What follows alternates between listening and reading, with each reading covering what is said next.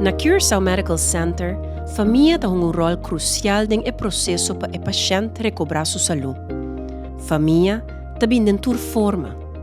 Família é snang que o paciente considera mais chegana de.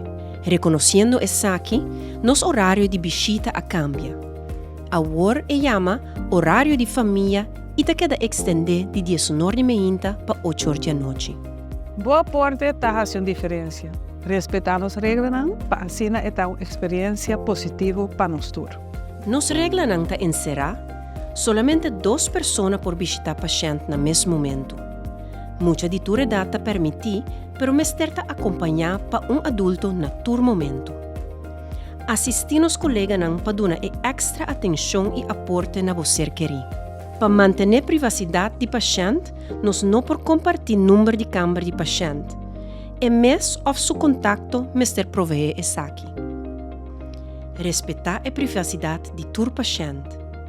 E dar nos colegas espaço para não por hacinan trabalho.